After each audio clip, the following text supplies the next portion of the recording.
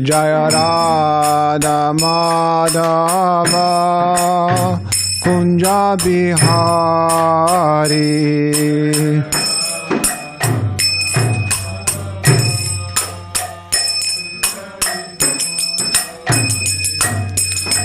Gopi Jana Vallabha Girivanadhari.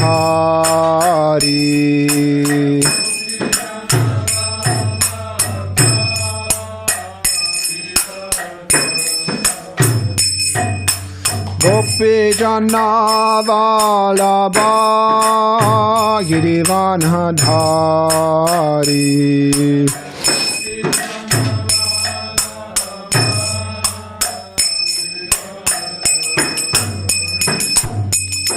Yashoda Nandana Brajajana Ranjana.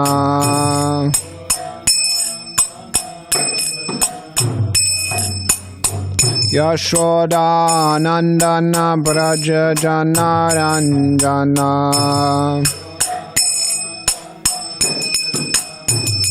Yamuna Tira Vanachari.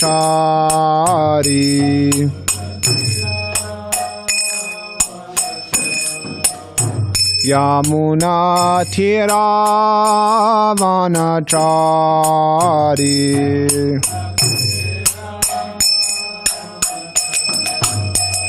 Jaya Radha Madhava Kunja Bihari.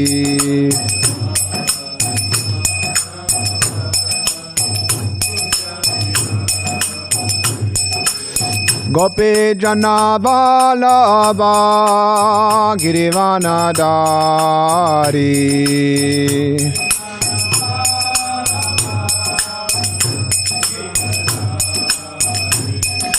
Gopi Jana Vallabha Girivanadhari.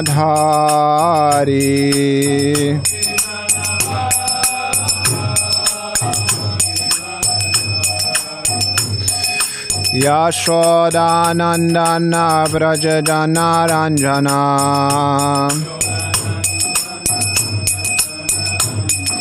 Yashoda Nandana Brajajana Ranjana. Yamuna Tira Vanachari.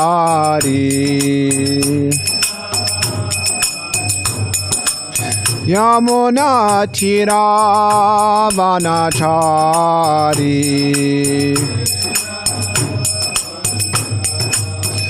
Jaya Radha Madhava Kunja Bihari.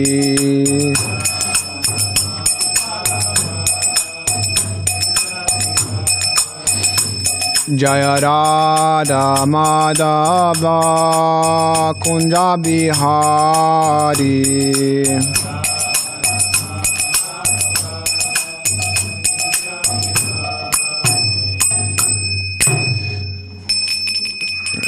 Jai Om Vishnupad Paramahamsa Pavikadrajacharya Shota Shata Shishimad. His Divine Grace A.C. Bhaktivedanta Swami Srila Prabhupada Ki Srimad Bhagavatam Ki. Hare Krishna. Namo Om Vishnupadaya Krishna Vishnaya Bhutale Srimante Bhaktivikas Swami Namane. Om Namo Bhagavate Vasudevaya. Om Namo Bhagavate Vasudevaya. Om Namo Bhagavate Vasudevaya.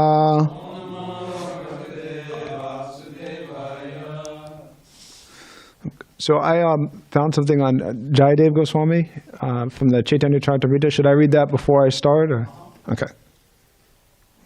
So this is from Adi Leela, chapter 13, text 42. There's two paragraphs that talk a little bit about him.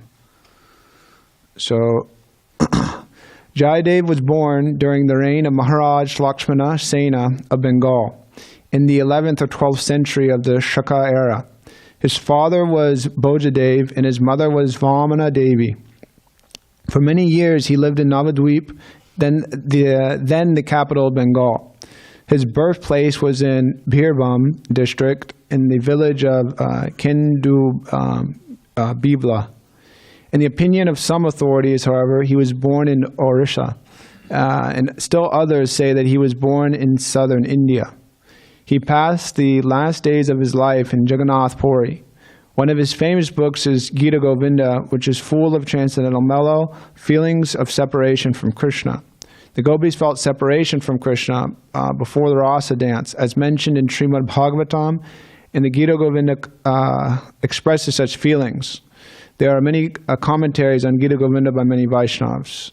And then I'll read this here, there's some further commentary by Bhaktisiddhanta Saraswati Thakur.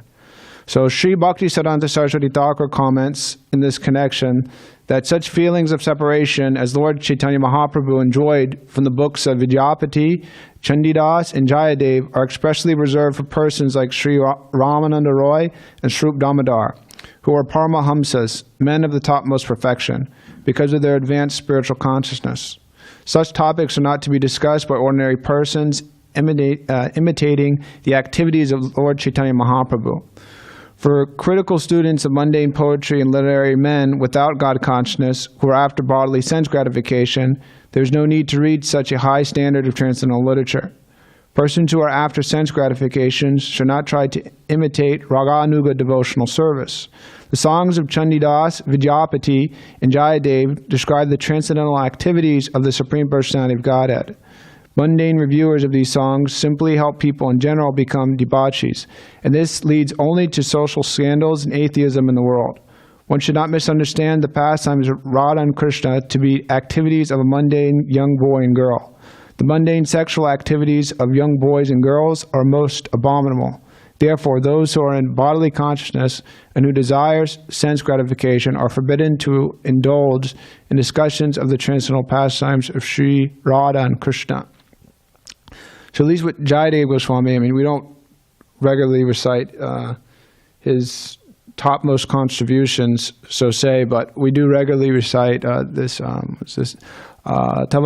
Kamala Varaya. That's that whole Sri Dasavatar Shrotam, that part of it, we do regularly recite that. So the Acharyas warn us into kind of jumping into something that we're not 100% ready for. So anyways, I'll go into the verse here. Yeah. Regan.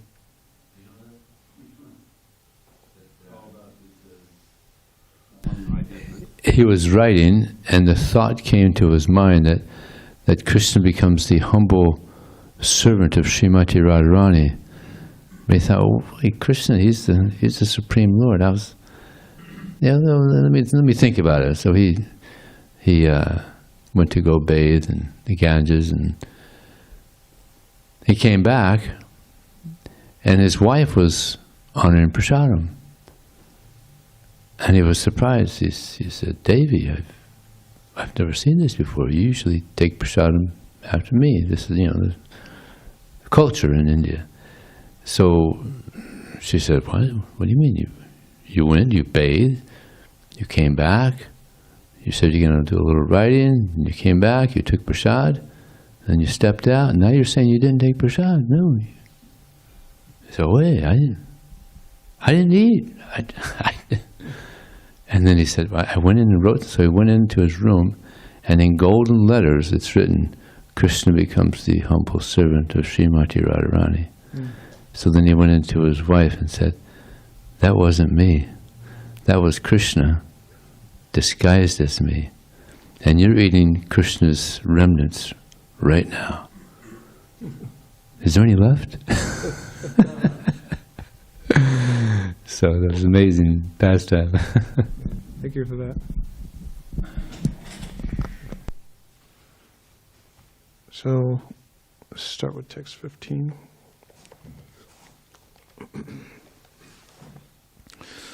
Alam, Dagdar, Drumar, Dinahi, Kilanam, Shivam Astu Vaha Vakshi Hi Esha Vara Kanya Patni Twe Patiguryatam Alam Dagder Dramardinai Kilanam Shivam Astufaha Vakshi Yesha Vara Kanya Panitwe Pratigridyatam Alam Dagder Dramardinai Kiranam Shivam Astuvaha Vakshi Yesha Vara Kanya Panitwe Pratigriyatam Alam Dagder Dramardinai Kilanam Shivam Astuvaha Vakshi Yesha Vara Kanya Patnitve Pratigriyatam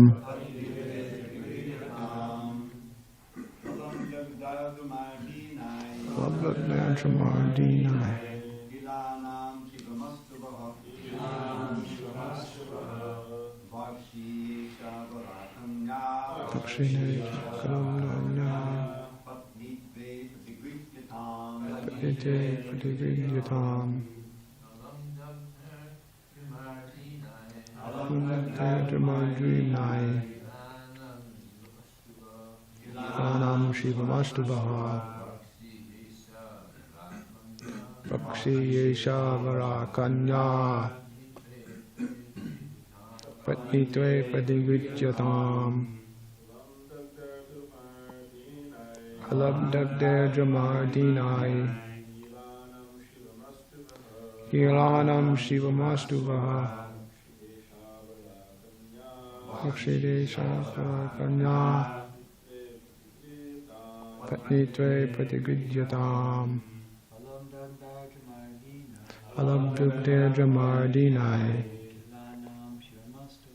Kilanam Shivamastuvaha Vakshi Yesha Vara Kanya Patnitve Pratigridyatam Alam Dagder Dramardinai Kilanam Shivamastuvaha Vakshi Yesha Vara Kanya Patnitve Pratigridyatam. Okay. Anybody else? All right. So word for word. Alam, enough. Dagdai, with burning. Jumai, the trees. Dinai, poor. Kilanam, of the remainder of the trees. Shivam, all good fortune. Astu, let there be. Paha, of you. Rakshi, raised by the trees. He, indeed. Isha, this. Vara, choice. Kanya, daughter. Padnitve, into wifehood. Patigrinyatam, let her be accepted. So, translation, purport by His Divine Grace, A.C. Bhaktivedanta Swami, Srila Prabhupada Ki. There is no need to burn these poor trees any longer. Let whatever trees remain, let whatever trees still remain be happy. Indeed, you should also be happy. Now here is a beautiful, well-qualified girl named Marisha, who was raised by the trees as their daughter. You may accept this beautiful girl as your wife. So I'll continue because this text and the next one doesn't have any purports. So text 16, Ityam mantra vararoham kanyam apsarishim nipa samaraja yayal dattva te dharmeno praye mire. Sukadeva Goswami continued, My dear king, after thus pacifying the Prachetas, Soma, the king of the moon, gave them the beautiful girl born of Pramlochana Apsara. The Prachetas all received Pramlocha's daughter, who had high, very beautiful hips, and married her according to the religious system. Text 17. Tebhyas tashyam samabhavad daksha prachetasa kila yasya praja visargena loka apuritastrayaha. In the womb of that girl, the Prachetas all begot a son named Daksha, who filled the three worlds with living entities. Purport. Daksha was first born during the reign of Swayambhuva Manu, but because of offending Lord Shiva, he was punished by having the head of a goat substituted for his own head. Thus insulted, he had to give up that body, and in the sixth Manvantar, called Chakshush Manvantar, he was born of the womb of Marisha as Daksha. In this connection, Srila Vishwanatharya Thakur quotes this verse, Chakshushe twanantare prapte praksarge kala vidurate ya sasarja praja ishta sadaksho daivacho ditaha. His previous body had been destroyed, but he, the same Daksha, inspired by the Supreme Will, created all the desired living entities in the Chakshush Manvantar. Srimad Bhagavatam, Canto 4, Chapter 30, Text 49. Thus Daksha regained his previous opulence and again begot thousands of millions of children to fill the three worlds. Om Jnana Timanandasya Gyananjanjana Shalakaya Chakshurun Panitam Yena Tasmai Shri Gurave Namaha Shri Chaitanya Manobishtam Stapitam Yena Bhutale Swayam Rupa Kadamayam Dadati Swapanantikam Vandeham Shri Guru Shri Yukta Padakamalam Shri Guru Vaishnavam Shah Shri Rupam Sagrajatam Sahagana Raganaptam Itam Tam Sajivam Sarvadvaitam Sarvadutam Parijana Saritam Krishna Chaitanya Devam Shri Radha Krishna Padan Sagana Laditam Shri Vishakam Itam Shah Nama Om Vishnu Padaya Krishna Prishtaya Bhutale Shrimante Bhaktivika Swaminiti Namane.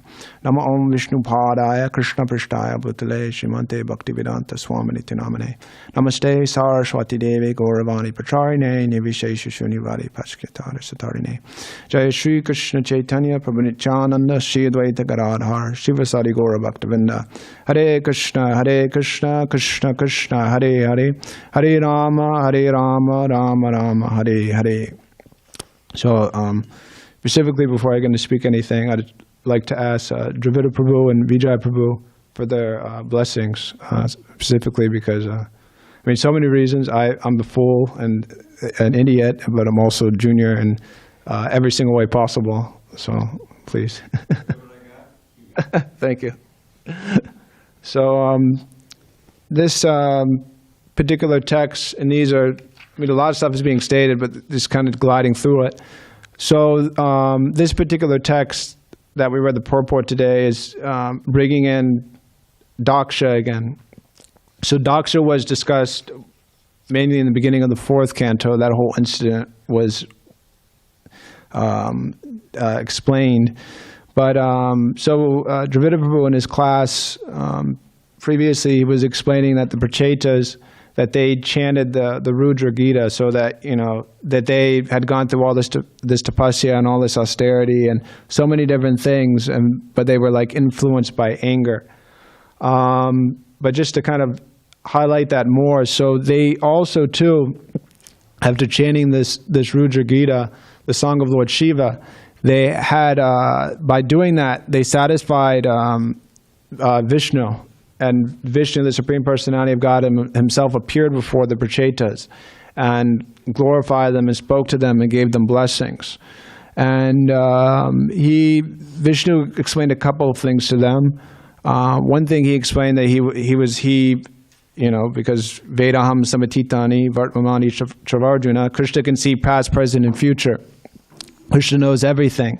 So Vishnu explained to the Prachetas that in the future, that you will marry this particular girl, and you will also have a great son who will, fulfill his duty as like that, fill the universe with living entities.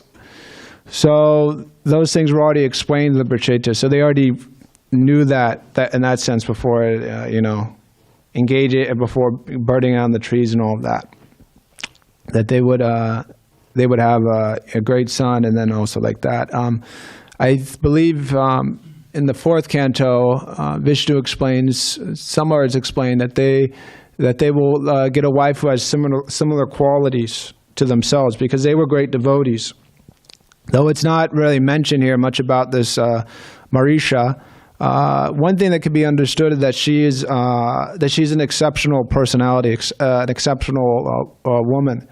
And it's not really highlighted or glanced over, but we can understand because she married so many men, and that's allowed in special instances. We see that in the case with Draupadi, that she married the 5 Pandavas, and she was able to do that because it's the one. If one is to do that, they have to treat all of the husbands equally, which is very difficult because you're dealing with different individuals, and somebody likes this a certain way, somebody doesn't like that. I mean, we know just living in an ashram and just in the community in general, that some people are easier to get along with and some people aren't so easy to get along with.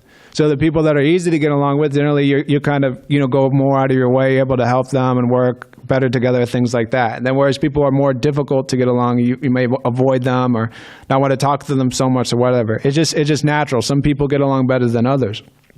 But Draupadi and Marisha also, they were able to, in those circumstances, be a qualified, chaste wife and then serve all the husbands so that they were happy with that. So she's extremely qualified, being able to do that.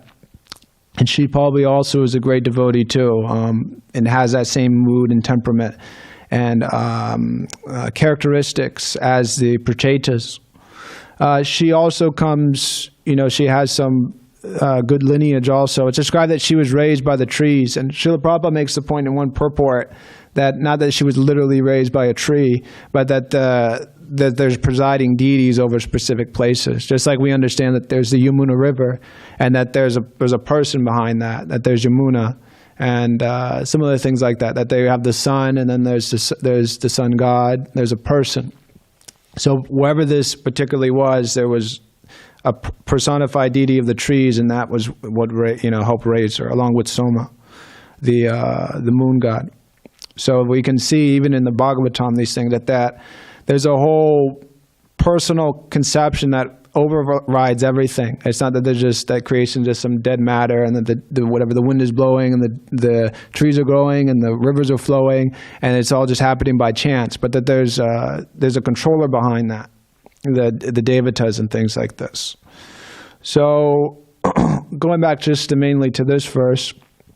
And one other thing also too, I mean this, even with the Prachetas and Marisha and all these different personalities also, there's a sense of dharma, of duty to be done. Because the Prachetas, they came out of the water, and then they saw that the earth was overflown with different trees. So being, and then their father had left untimely, that's a whole other thing, King of Prachini Barishaman.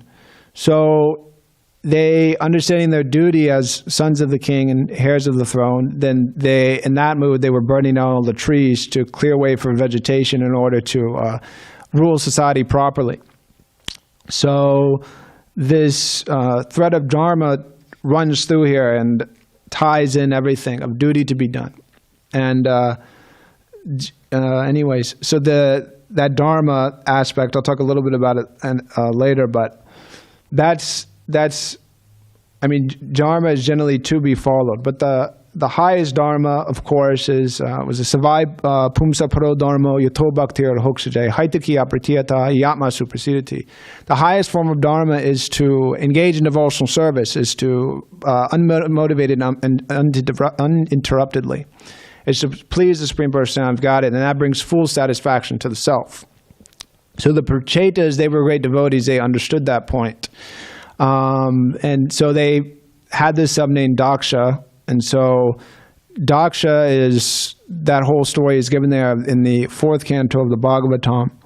that previously he was a son of Lord Brahma, and he offended Shiva in the sacrifice.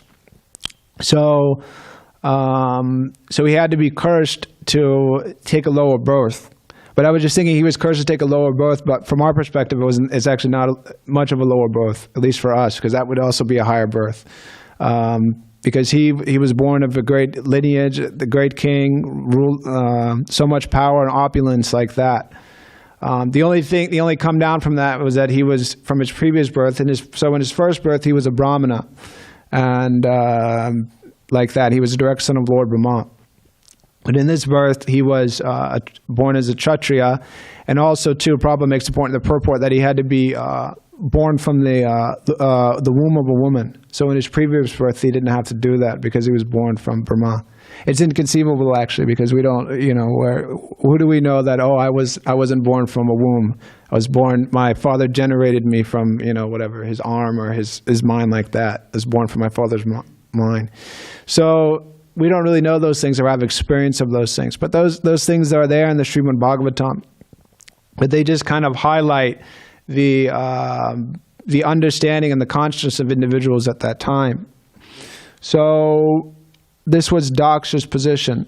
So he had this great lineage and this great birth. One thing I noticed in particular, because later how this pastime lays out is that, so Daksha, naturally having some devotional inclination, but there's still that desire within the heart to control and subtly enjoy in the material world. He's not at the stage of just full surrender, whatever you want, Krishna, I want to go back home, back to Godhead, but, worshiping Vishnu in a nice, pious way and still enjoying in the material world.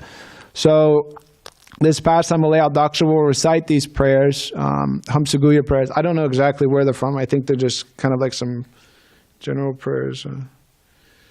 Okay, yeah, so just this purport, I just randomly found it. But they were already existing in the Vedic literature. So they're specific prayers glorifying Vishnu in that way. So Daksha having that piety is understanding that before, engaging in any great service or any great activity, the blessings of Vishnu need to be there. So he's in that mood, he's reciting these prayers and glorifying the Supreme Personality of Godhead.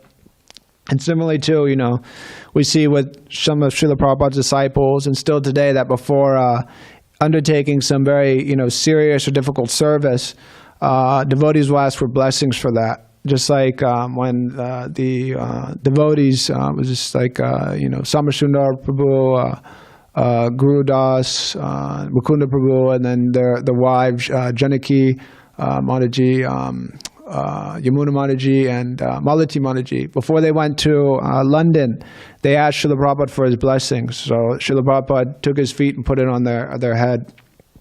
And there are other instances also of Srila Prabhupada's disciples asking for blessings. I believe Prabhu Vishnu Maharaj was asking for Prabhupada's blessings to preach in different places, and he gave him his garland off of him, and that way signifying to take the blessings and to go preach and spread Krishna consciousness. So that mood of humility is there in the devotee, of taking the blessings from the senior and going out and fighting against the material energy or whatever difficulties, the material energy, the world, or one's mind, or one's situation, or whatever, and establishing Krishna consciousness for the betterment of society. So that mood is there, but we don't take blessings, and at least and our mood isn't just to take blessings, just to, Gurudev, please bless me that I can get a nice car and get a good job and get a promotion. We don't pray in that way. We shouldn't pray in that way, because what's the point? We're praying to Krishna, give me this, give me that. You can pray for that, but the thing is that those are temporary. And so the Srimad Bhagavatam isn't concerned with, we start with the second verse, I believe, Dharma pratidakaitavo, kick out all this cheating type of religion. So it's explained that there's dharma, artha, kama, moksha, that the Bhagavatam's kicking that out already. So if we have those misconceptions, we should recognize that, but we should understand that, my highest benefit isn't just getting a good position in the material world, but my highest benefit is to engage in the process of devotional service under the guidance of senior devotees, and in that way, one can be fully satisfied. because that's what it really boils down to, is that no material situation will bring full satisfaction to the spirit soul. And that's why, you're in one situation, you think, I don't know where people in California go when they get fried out, but in Hawaii, okay, that's what I was thinking, maybe Hawaii. So then you get fried out in San Diego, so you think you go to Hawaii, and then you go to Hawaii, and then you enjoy that, and then something fries you out in Hawaii, and you think, well, maybe it'd be better, whatever, go to Texas. Then you go to Texas, get fried out in Texas, well, it's too dry, and we go somewhere more wet. So you go to Florida, and then it rains like crazy, it's too wet. And then in Florida, the advertising, go to New York. So so then you're going all over in the material world, and then you go to New York, and you think, well, it'll be better in India. So in this way, you change your material situation from one place to another in expectations to be happy. But real happiness doesn't come from material adjustments. It comes from being situated in Krishna consciousness. So Daksha is praying to do his duty and to fill the universe, and it's a needed service to be done. But as we see here, so he has that duty to do, and he does that duty properly, but then there's a problem in doing that duty. He's doing his dharma. And the problem is that'll be highlighted in later chapters, is that somehow or other, so he's trying to fill the universe with living entities, and so he's having so many sons and giving birth to all these different living entities. And somewhere down the line, his sons,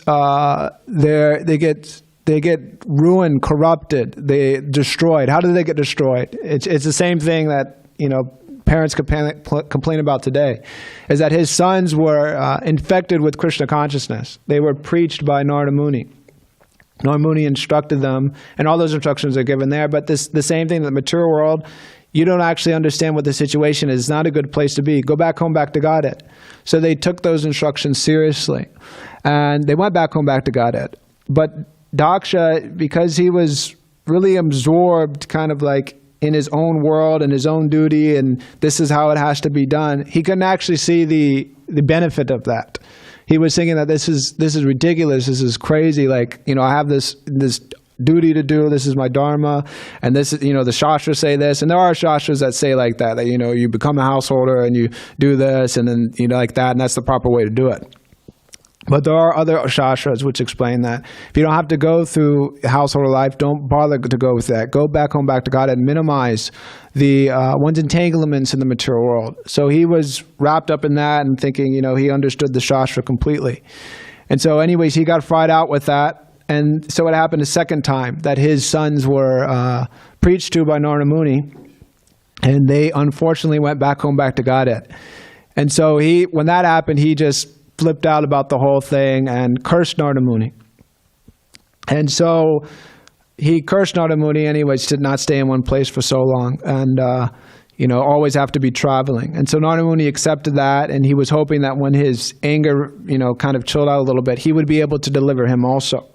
So at face value, you can kind of like analyze a little bit, but there's a lot of different things that are going on here, which I've been intrigued by both these pastimes, and I've always liked Daksha in the sense that he wasn't really so afraid to commit Vaishnava aparadha. Actually, he was really convinced in what he thought, and he was very vocal about it. He also had a big position too, which kind of helped. He could vocalize his opinion. So one thing with Daksha is that in his previous birth, he offended Lord Shiva. And he, suffered for that greatly and was humiliated. And he had to take birth again. And there seems to be, Daksha apologizes, and he kind of understands Lord Shiva's position and that he messed up and shouldn't have, criticized him like how he did. He criticized him in an assembly of a lot of devotees, actually, and demigods and things. Intensely. It wasn't just, whatever, you're a fool or something, but he really gave it to him. He said, gave him the sauce publicly, and he was absolutely wrong about it. And so he just, whatever, he did that, and then he was convinced, and then even his daughter committed suicide in front of him, and he was, didn't blink an eyebrow or look the other way, was just whatever, he could care less. So he had that hard heart of, just a hard heart in general. And so he apologized to Lord Shiva, but we can see also that that hard heart kind of still even carried over into his next life, to where he was still suffering with this kind of the same of Narta, of not really like understanding how to interact with Vaishnavas appropriately. Because it's, though we may not understand, but in at least in the view of the demigods and things, Narada Muni's understood and he celebrated, and he also too, Daksha's being born in the dynasty of Dhruva Maharaj. So Dhruva Maharaj was a great king. He went back home, back to Gada. There's so many other great kings that are coming in this line actually, and are being celebrated, that the Prachetas are descendants of. That's all being discussed in the fourth canto. So you have the Dhruva Maharaj, who Narada Muni specifically gave some mercy to and helped deliver him. Prithu Maharaj is there also, great Shakti Avesa avatar. And then you have King Prachini Barishat, who Narada Muni also, gave some special attention to, being born in that line. And the Prachetas also, they had darshan of Narada Muni. So Narada had some special attention and mercy for this lineage and this family. And he was trying to help this family and help Daksha, but Daksha couldn't understand. And another understanding is that he was doing his duty, but he didn't understand the purpose of his duty. The whole reason of the material world is not to enjoy in a pious way or an impious way, but the point of the material world is to come to the position of engaging in devotional service, engaging in sadhana bhakti, and going back home, back to Godhead, of becoming purified. That's why Krishna creates the material world. There's some facility there for the living entities to enjoy, but to be corrected. So Srila Prabhupada would often give the example that the material world is a prison house for prisoners. So when you're in the prison, you can get out of the prison if you do your time, but then you also change your mentality. Then sometimes they'll give a less prison sentence or give some special facilities. So Daksha is creating all these living entities, and for the sole purpose of them to take bodies so that they can engage in the process of Krishna consciousness and develop that. But because he doesn't understand that completely, and he's really caught up just in the base level of that, when the actual objective of everything that he's doing is being fulfilled, he's offended because he doesn't have the proper understanding actually. And there could be different reasons for that. He also too doesn't seem like he doesn't seem like he's taking shelter or taking advice of anybody or getting senior opinion or whatever, and he doesn't value the opinion of Narada Muni also. He's just too caught up. He's also in anger also, so anger kind of clouds one's intelligence, at least when that whole thing happened. So we're engaging in the process of Krishna consciousness, and we always have to remember the whole purpose of it is to become Krishna conscious, that we're not just, doing this and doing that just to do it, just because we have nothing else to do, but we're engaging in our service. We're cooking for the pleasure of Krishna, not that we're cooking so that everybody glorifies us, think, oh, wow, you're such a great cook or whatever, or we're, worshiping the deity thinking, well, everybody's looking at me or whatever. Everything that we're doing, we're distributing books to bring people to Krishna consciousness, not that we're distributing books to make money or whatever, but every single activity that we're doing in Krishna consciousness, the sole purpose is to please Krishna, to serve Krishna, and then also to help us come to the platform more and more of Krishna consciousness. So that's the essence of Dharma actually. And so Daksha kind of lost that whole thing there of the whole purpose of what he was doing. And so he kind of had to, and as a result of that, he made some offenses. So we have to be careful in that regards of understanding that the whole purpose of what we're doing and why we're doing it. Otherwise, when the whole objective is placed before us that, we're working, so just like on Janmashtami, we, for Krishna's pleasure, we stay up all night. But then when we're thinking, well, why are we staying up so late? I'm so tired. It's such an inconvenience, and we're supposed to go to bed early and get up early and all these things. And then we may not understand that, and then we may just be a party pooper on Janmashtami, complaining or whatever. Just like recently, it was Janmashtami. I went to one devotee. Anyways, we were having good old fun, but we were washing pots. It was like 2 a.m. or something. And it was like too much for him. So he kind of snapped a little bit. And he started yelling at one of the other devotees. And he just couldn't handle it. And he would say, I don't know what happened, but he started yelling at him, you're so puffed up, this and that. And then later he was like, yeah, I just was just like wondering like, why are we so happy? It's like 2 o'clock in the morning. We should be sleeping. Like, what's going on? So we can kind of like, on Janmashtami, we can lose the whole mood of everything that we're doing on Krishna's birthday. So anyways, there's just a couple little random things there about that. So, and if anybody has any questions or comments on corrections on any of these points. So.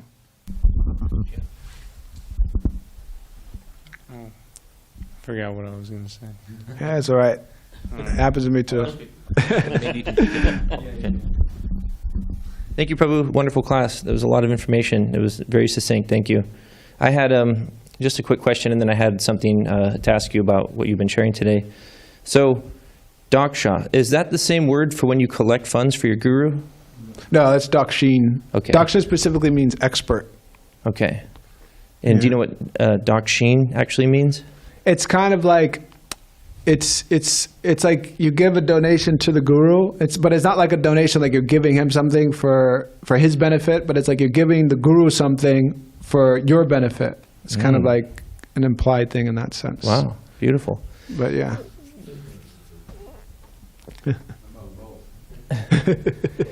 And then you did a really great job reframing why we're doing these practices. Ultimately, it's for the pleasure of Krishna. So how do we know that Krishna is pleased with our service? How do we know that Krishna is pleased with our service? So there's different ways of checking it. What I found to be most helpful is that we can see how the devotees feel about our service. Because we may be thinking that we're doing such amazing service and like we're getting everything done and this and that, but we may have like a wrong attitude about it. Just like whatever we clean. Like someone may ask us to clean the floor, and we think, well, I'm cleaning the floor so nicely for Krishna, but then we don't realize they asked us to clean the floor, and it was like a whole battle for it. Like, can you clean the floor? And it's like, oh, I don't really know if I could clean the floor. Like, man, there's so many other people here to do it. Like, I'm so busy, this and that. Like, and we have this whole like funk that every time, and then it's like, okay, like that was there, but then it's like, we're asked to clean the floor and we have a whole attitude problem, and then we're asked to, clean some dishes, and it's like there's some attitude problem there. But then we can see that generally if the devotees are pleased with us, our attitude and our mood and our service, and they're happy and there's no complaints, then we can say that Krishna is also pleased in that sense. Because it may be hard for us to understand, well, is Krishna pleased with that? Is Krishna not pleased? And then kind of like we get on the mental thing.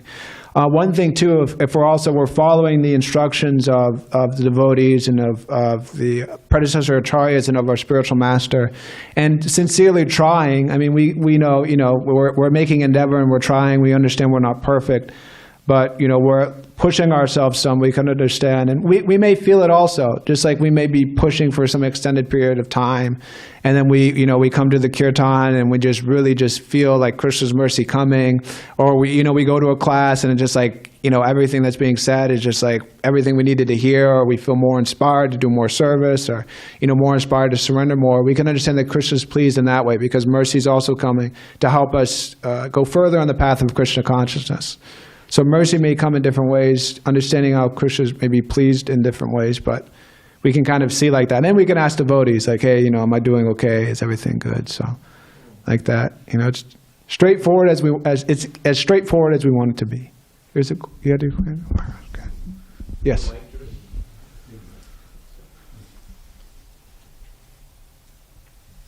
The standard, which he basically covered, but it's when the spiritual master is pleased and Krishna is pleased. You know that. So Prabhupada taught that when he first came. Because how do we know that we're pleasing God? Because you're doing what I'm asking. But another way, more intrinsically, is you can know you're making advancement when your attraction for Krishna, everything related to Krishna, the holy name, the devotees, the deities, the service is becoming greater, and your attraction for Maya is waning.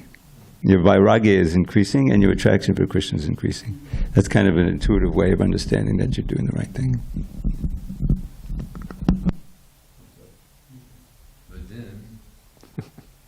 One may ask, well, how do you know if the spiritual master is pleased? It's like Prabhupada was here, and some disciples, they never even saw Prabhupada. Disciples of Prabhupada.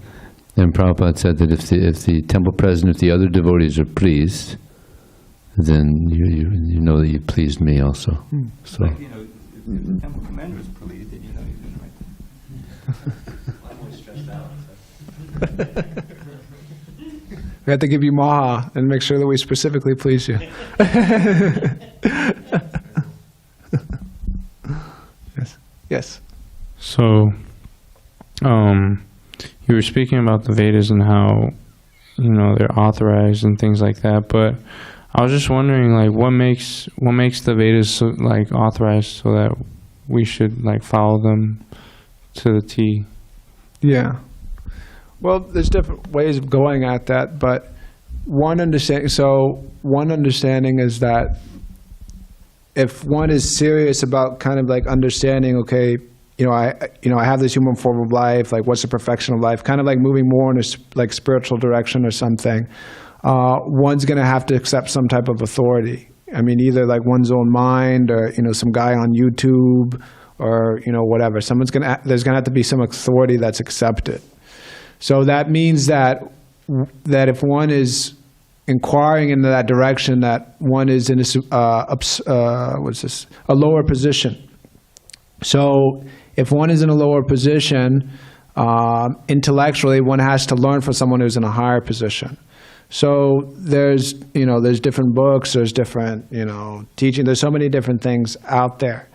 But as far as like, the Vedas go, and specifically Bhagavad Gita and Srimad Bhagavatam and all those different things, that information and that the wisdom given in those books is, there's more information and more detail that's given about very many different things. Just like, for instance, like reincarnation and the soul.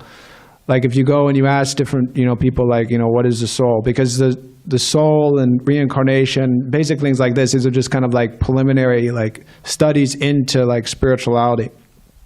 And so without, getting like in so many details into that, the Vedas clearly describe, what is the soul, what is the jiva, what is the living entity's position in the material world, who God is. There's so much information giving it to who God is and what our relationship with them, what our relationship is with God. So those are kind of like basic things in understanding spirituality. And Srila Prabhupada would give the example also that if you want to buy gold, you have to understand what gold is, because one may be thinking, like, why to accept the Vedas? What's the purpose of the Vedas? But they don't have a preliminary understanding of what spirituality is. So they can, whatever. They can go, like, so if you don't know what gold is, you can go to whatever, to Trader Joe's, and they can sell you a lot of gold. They can sell you whatever, some raisins or something, some golden raisins. You think that's gold. But one who actually has some preliminary knowledge, he understands, okay, this is what actually gold is. He knows where to look. So those who have that intelligence and they've been given a little bit of like speaking spiritually, they understand to go to the Vedas and they understand all this information, all this wisdom is there. And so the next step of understanding, okay, like this information is there, then one has to accept a spiritual master and get some help in order to understand the knowledge and actually apply it in one's life. It's kind of like a little short thing, but yes. Prabhupada also gave the example of just like how do you know who your father is? Yes, yes. You go to your mother. So the Vedas explain who the father is, like the mother. So authority again.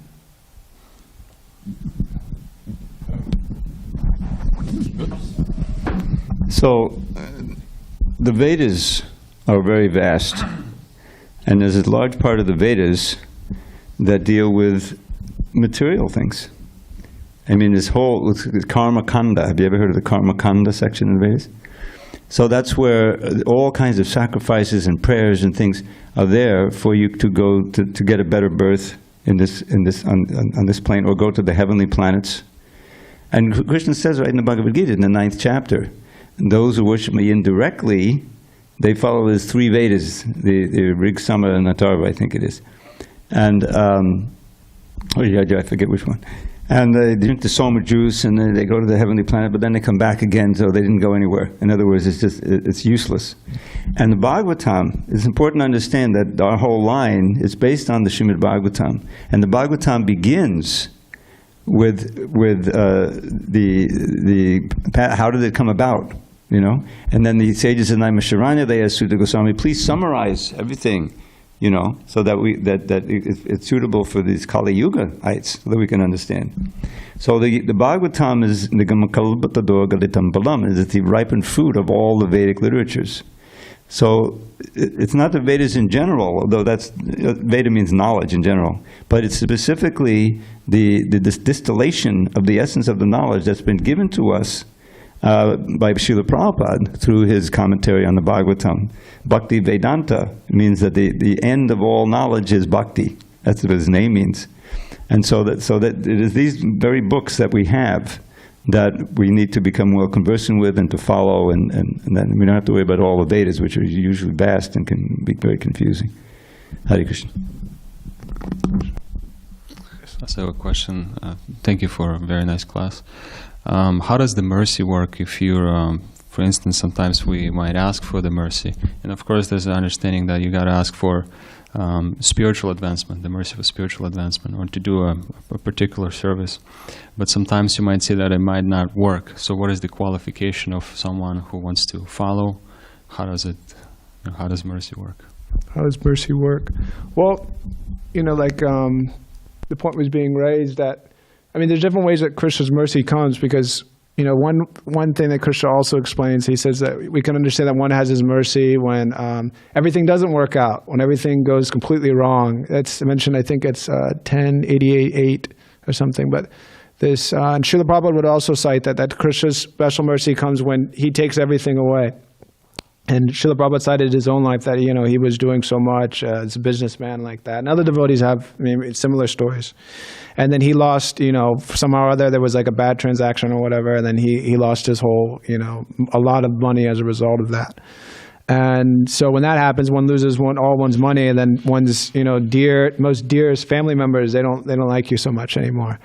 And so then in that situation, if one's actually getting Krishna, so the thing is that Krishna's mercy ultimately, in that situation, that individual that's getting Krishna's mercy, he loses all those different things, but his attachment to Krishna becomes stronger because there's nothing no more to distract him anymore. So, we may be out on book distribution or some sort, like that, and, we may be praying for Krishna's mercy, this and that, and we don't do very many books, so then Krishna wasn't merciful. But the thing is that, that the ability to keep going on with the service and keep serving Krishna and keep remembering Krishna, that's actually Krishna's mercy. Because it's not Krishna's mercy if, we go on book distribution, we do like so many books, but then we come back with the temple and we're just like glorifying, how many books I did yesterday? I did like 500 books. And then it's just, we've completely forgot the whole point, and then we're thinking that we're the doers. Just Krishna's mercy is, it helps us stay in Krishna consciousness. That's kind of like, there's different ways of analyzing Krishna's mercy. That's the whole Briya Bhagavatam Rita talks about that, but that's, one aspect of it. So, yes. Anything else? Sometimes we have questions online. Okay. Anyone online? Any questions online? Yes, there's a question online, if I may. Prabhu, today you recited text 15, 16, and 17 with the purport. And my question is related to text 15, where I find Soma requesting from the Prachetas as follows, quote, "Let whatever trees still remain be happy," end quote. So based on this quote, my question is, how do you explain that a tree, after all, it is just a tree, at least apparently, can be happy? Yeah. And I'm asking like this because I can see that for it's not difficult for me to see that human beings can be happy. And it is also not difficult for me to see that animals can be happy. But a tree being happy, it's difficult for me to understand how and why. Yeah, so in the previous path, the previous text, so text 11, I'll just read that real quick. So the path of goodness traversed by your father, grandfather, and great-grandfathers is that of maintaining the subject, prajas, including men, animals, and trees. So as a king, I mean, they were trained up in that. I don't know all the details of what goes into like training a king. You know, there's like, you know, politics and all the different things and how to rule society according to Varna and ashram. So the king is ruling over, you know, naturally the citizens, which, I mean, praja, which we kind of generally see as just like whatever people, but that also includes animals and plants and trees and all those different things. So just simply the letting the trees be happy, I mean, they were burning them all down, so the trees were definitely suffering and burning and dying.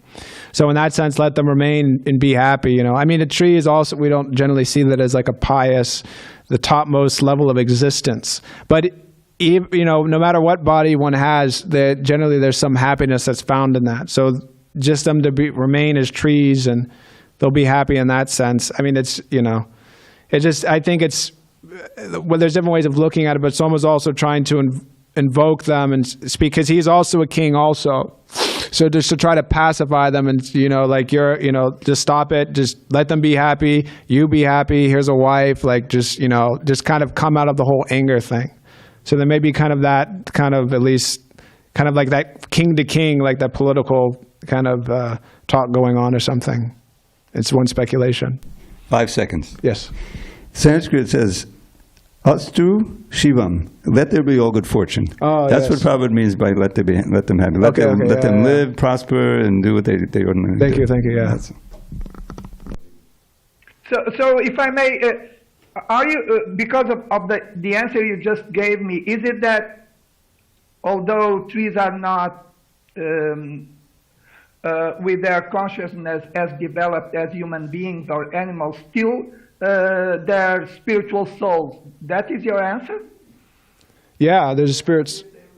And because they're spiritual souls, they can experience happiness and suffering, because you said they were being burned and they were suffering.